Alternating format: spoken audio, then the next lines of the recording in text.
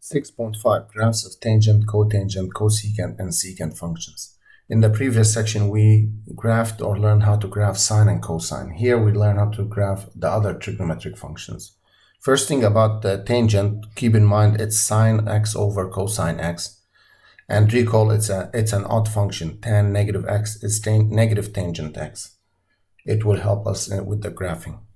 So the period for tangent, unlike sine and cosine, is only pi, not 2 pi. And we will see that in a minute. Why is that? And what we need to do here is we are going to create a table of values from the graph first. So say I want to go, you want to choose a period. Say I'm going to go from, you can go 0 to pi, or and let me show you negative pi over 2. Let's go from negative pi over 2 to pi over 2. That's pi period. Okay, so let's see how we get this. xy, I'm gonna go pi period. So we have negative pi over 2. Between negative pi over 2 and 0 is negative pi over 4. Negative pi over 4, then 0, then pi over 4, then pi over 2. And we need to substitute them in. How do I find tangent negative pi over 2? So this is, if you like, this is negative tangent pi over 2 by the above boxed formula. And tangent pi over 2 is sine pi over 2 over cosine pi over 2. And as far as I know, sine pi over 2 is 1 and this one is 0. So that gives me an undefined value. So what does that mean, undefined at pi over 2? This means there's a vertical asymptote. There's a vertical asymptote. Same thing happens at pi over 2. There's a vertical asymptote. So here is undefined, and the last one is undefined. At 0, tangent 0 is sine 0 over cosine 0. That gives me 0. Tangent pi over 4. Tangent pi over 4 is 1. Now tangent negative pi over 4. It's negative tangent pi over 4. And tangent pi over 4 is 1, so that gives me negative 1. So I got negative pi over 2, negative 1, 0, and then 1. So it goes from the bottom through this up. That's the graph over one period. Now after that, it repeats. So here, like if you want to continue with this, there's a 3 pi over 2. And the graph is going to go from the bottom up again. And then keeps going on and on this way, the same way. So this graph you see that has vertical asymptotes at pi over 2, negative pi over 2, pi over 2, 3 pi over 2. So it's going to be at k pi over 2. K is an odd integer. So k is an integer, and it's an odd number. So k pi over 2. Now it has x-intercepts at 0. This is pi. 0 pi, also will be negative pi on the other side. So it's negative pi, 0 pi, 2 pi, 3 pi. The y-intercept is only 0, 0, the y-intercept, and it's an odd function. So the graph is symmetric about the origin. Now we're going to sketch a graph for 3 tangent x plus 1. 3 tangent x plus 1. So again, the period is still pi. And what we're going to be doing, we're going to graph y equals just 3 tangent x for now, and then shift the graph up 1 unit. Shift the graph up 1 unit. So to do so, let's see. Let's draw the xy plane. Xy. What we have here is for tangent, we take the 0 in the middle. Then we have, it's a period pi, so we're going to go again from negative pi over 2 to pi over 2. So negative pi over 2, and then there's a negative pi over 4 as we did before. And then there's a 0, there's a pi over 4, and then the pi over 2. That's what we have. And we are going to see if we put 0 in, tangent 0, 0 times 3 is 0. Tangent pi over 2, we said it's undefined, times 3 is still undefined. Same thing for the first one, undefined. Tangent pi over 4 is 1, times 3 is 3, and here negative 3. So still we still have vertical asymptote here, another vertical asymptote there.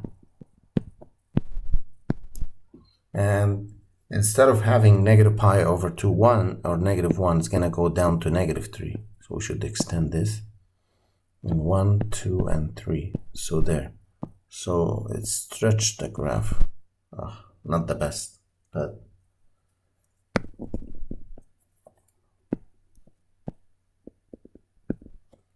so it goes up this way. Now after that we need to shift it up. So you take this point, shift it up 1 unit, this point, shift it up 1 unit, 1 unit. So it's gonna go this way. So this is the graph of y equals 3 tan x plus 1. Domain, it's hard to find here the domain. For the range is all real numbers. All real numbers. Domain is all real numbers except multiple k pi over 2. K pi over 2. Except the k pi over 2 where k is an integer. So domain all real numbers except at k pi over 2, k is an integer. Range is all real numbers. This is an odd function.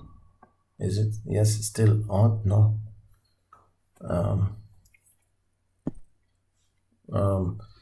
Is this an odd function? The answer is no, because you know if you try to find, it's 3 tan x plus 1.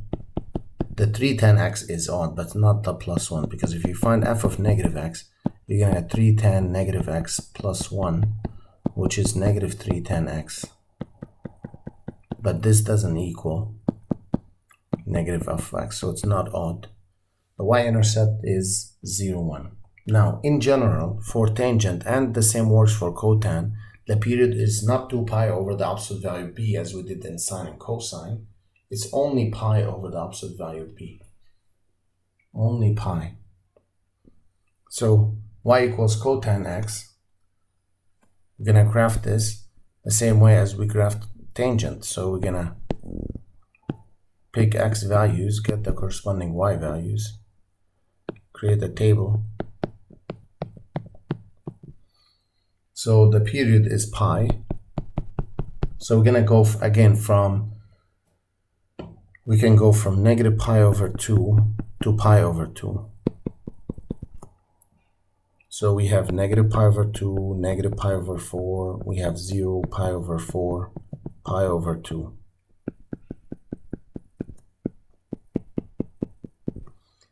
When we substitute negative pi over 2, that will give me 0. Cotan, that is 0. Now when you substitute pi over 4 is 1. So negative pi over 4 is negative 1. And this one is also 0. But cotan 0 is undefined, because cotangent is cosine over sine.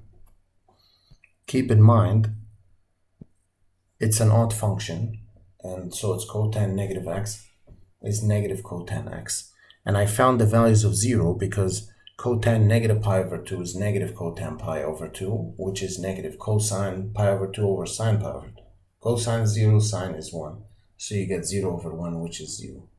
And I found the other values the similar way for pi over 4 and 0, as you can see. So undefined means there's only vertical asymptote at 0. So at 0 there's a vertical asymptote here. The graph is going to go through this point, then down to negative 1. It's going to go up to 1 and 0 here. So it's going to go through this down and this way down, like that. Now if you want to continue with that, the next part would be pi. There will be a vertical asymptote at pi. At negative pi, there will be a vertical asymptote at negative pi.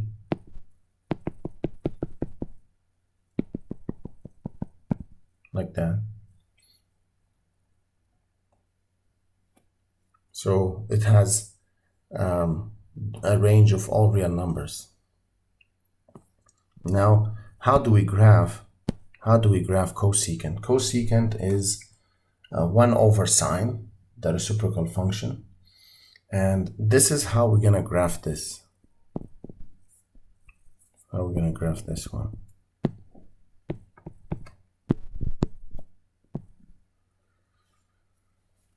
So in sine, we went all the way up to 2 pi. There's a pi over 2, 3 pi over 2. And we can go this way, negative pi over 2, negative pi, negative 3 pi over 2, and negative 2 pi. 1, negative 1. So in sine, first thing you want to do is go to the sine function from before and see where was sine equal to 0. Sine x means where did the graph of sine cross the x-axis. As far as I remember, it was at 0. So at 0 here, there's going to be a vertical asymptote. At pi, so at pi there's a vertical asymptote. At 2 pi, there's a vertical asymptote. And it's going to run the same way at negative pi over 2. I mean negative pi and negative pi over 2. There's vertical asymptotes. Now, we had the graph of sine. We graphed sine. It was here, here, then negative 1 there. So it went up and down, up and so on and so forth. Same way here, here, here. So it went down, up, down. That was for sine. So for cosecant, all we have to do is it comes from the top. You see, there's asymptotes, and it goes through the highest point up again. So this is the lowest point. It goes down and down this way, down and down this way, up and up this way, and it just keeps going on and on. So the green graph is the one for cosecant. So for cosecant, it's a function with the period 2 pi because it's the reciprocal of sine. It's an odd function because cosecant negative x is negative cosecant x. It has vertical asymptotes at k pi, where k is an integer. Domain is all real numbers except the k pi's. And range, it went from negative infinity to negative 1. And there's no green graph between negative 1 and 1, y values. So from negative infinity to negative 1, negative infinity to negative 1, and then 1 to infinity. That's the range. We can do the same thing for secant. Secant is 1 over cosine. First thing you ask yourself, where does the cosine equal 0? You can go back to the previous section and see where the graph of cosine crosses the x-axis, or you can regraph it. So you can regraph it again, graph cosine again. So say 0, 2 pi, pi, pi over 2, 3 pi over 2, negative pi over 2, negative pi, negative 3 pi over 2, negative 2 pi. So cosine, we graphed it. It starts at 0, 1, then 0 here, and then negative 1 there, 0, and then 1. That was the graph of cosine. So whenever the graph of cosine, of course, this keeps going down to negative 1, 0, and then like this. Wherever the graph crosses the x-axis for cosine, that would be a vertical asymptote for secant. So there will be a vertical asymptote at pi over 3 pi over 2. There's a vertical asymptote at 0. There is a vertical asymptote at pi over 2. There's a vertical asymptote at negative pi over 2. There's vertical asymptote at negative 3 pi over 2. So these are the vertical asymptotes. Then we can use that to graph it the same way as we graphed cosecant. It is down to the highest point, up to the highest point, or lowest point, up, lowest point, and then it just keeps going on and on. So the one in orange is the graph for secant x. Secant x. Secant x is an even function because secant negative x is secant negative x. If we are asked to graph y equals secant x minus 2, we take the same graph we just obtained, and what do we do with that graph? We shift it down 2 units. We shift the graph of sine secant x 2 units down. How about cosecant 1/2 x? Cosecant again is 1 over sine 1/2 x. So we need to graph y equals sine 1/2 x first. And to do so, we find the period. The period is 2 pi over 1/2, which is 4 pi. 4 pi. Then we are going to go from 0 to 4 pi. 0 to 4 pi to graph sine. So 0 to 4 pi. And then I pick the point 0, pi, 2 pi, 3 pi, 4 pi, as you see in the tables. And I substitute those into the sine. This is for sine 1/2 x. And I got the black one. Then at any point where the black graph crosses the x-axis, that would be a vertical asymptote for the cosecant. So then all I do is just draw the green ones after I draw the vertical asymptotes. So domain is all real numbers except at even multiples of pi. Range negative infinity to negative 1, union 1 to infinity.